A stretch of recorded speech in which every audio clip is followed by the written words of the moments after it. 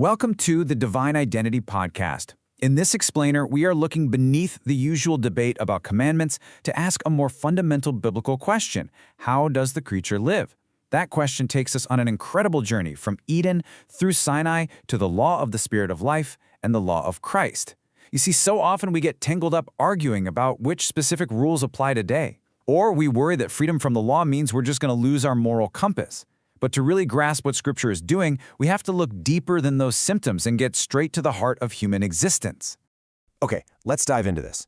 The real foundational question, pulsing through the entire biblical narrative, is so simple, yet absolutely profound. How does the creature actually live? And as I said, tracing that question is going to take us all the way from the Garden of Eden, right through the fiery heights of Mount Sinai, and straight into the New Covenant. To get the full picture, we really need to trace this chronologically. So, we'll start with the question itself. How does the creature live? Then we'll look at Eden and creaturely autonomy, followed by Sinai and the first law. That's going to lead us right into the crisis of the flesh, how Christ brings the second law, and finally, what it means to actually live by relational dependence. Let's start with section 1. How does the creature live? Right away, we have to recognize that Scripture gives us two very distinct governing laws when it comes to life. And I'm not just talking about biological breathing here.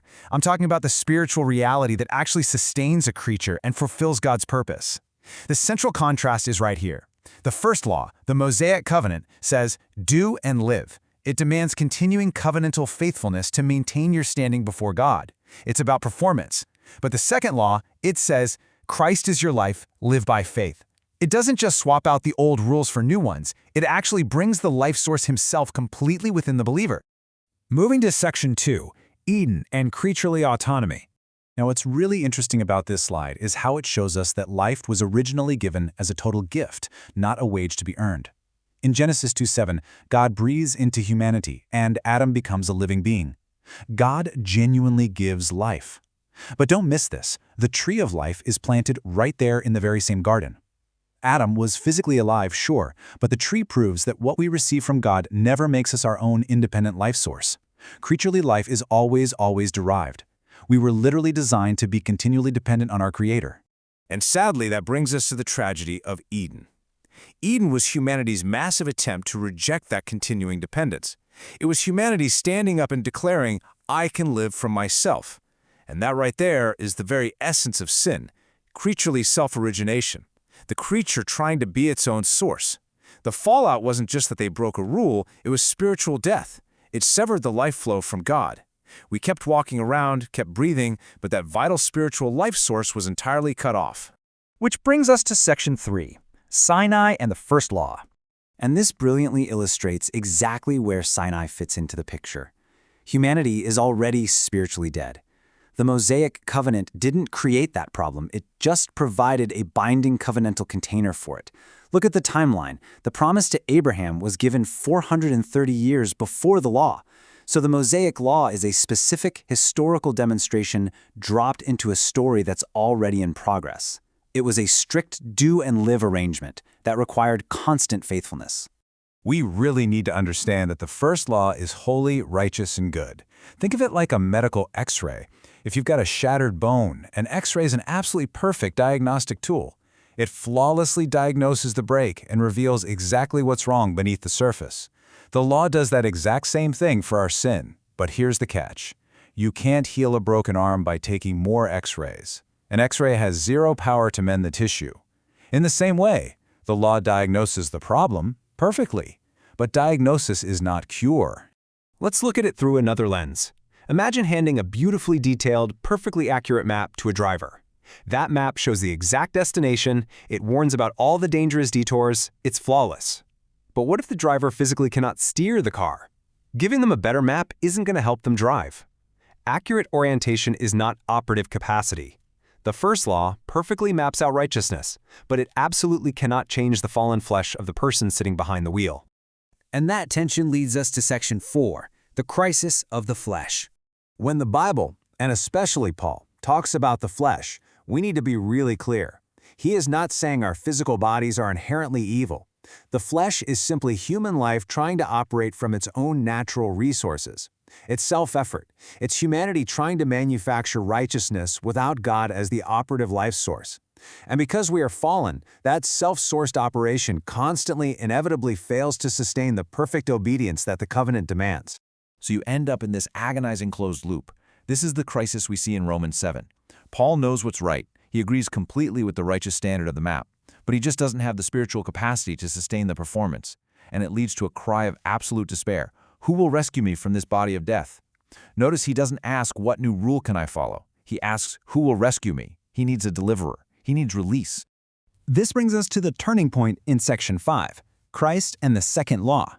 The people bound to that first covenant desperately needed release, and God had promised, through prophets like Jeremiah and Ezekiel, a new covenant, one with a new heart, a new spirit, and crucially, God's own spirit placed within.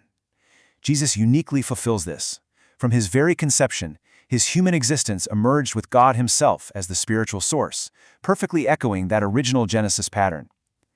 Jesus perfectly fulfilled the law, and through his death, those united to him die to the binding jurisdiction of the first covenant. We are released. As Paul says in Galatians, I have been crucified with Christ, and I no longer live, but Christ lives in me. The human person doesn't vanish, but we are no longer the independent source of our own living. So the crucial point is right here in Romans 8. The answer to Paul's agonizing question isn't a new moral code. The decisive answer is, God did. The law of the Spirit of life, which is also called the law of Christ, doesn't just slap a new set of Christian instructions over the old ones. God acts to bring the life source himself within us. That is the massive distinction here. The first covenant regulated the creature's standing before the life source. The new covenant brings the life source himself within. Finally, section 6, living by relational dependence. So how does this actually work in everyday life? Think about gravity and aerodynamics. An airplane uses the laws of aerodynamics to fly and overcome the downward pull of gravity. But taking flight doesn't mean gravity is suddenly destroyed or that it ceases to exist. Gravity is still very real. In the exact same way, freedom from the binding operation of the first law doesn't mean the law is suddenly evil, unreal, or meaningless. Now we have to note the limits of this analogy, right? Because the Mosaic covenant was specifically given to Israel. But it perfectly shows how a new governing reality can completely change our operation without destroying the old one. This new operation is entirely fueled by faith. But hear me on this. Faith is not passivity.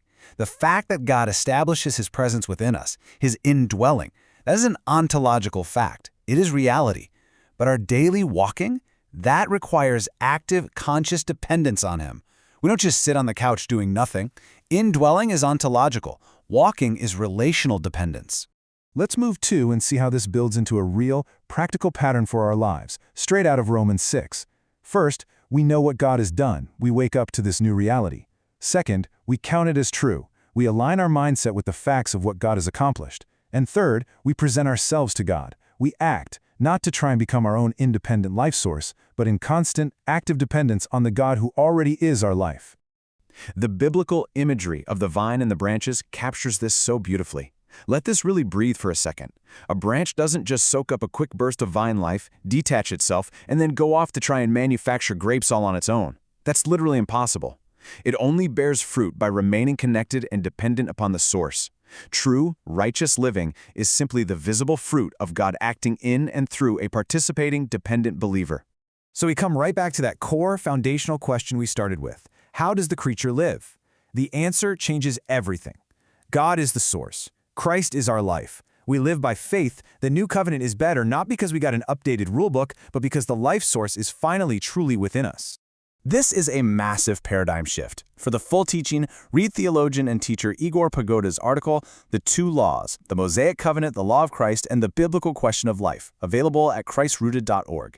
Keep leaning into the source, and thank you for joining us for this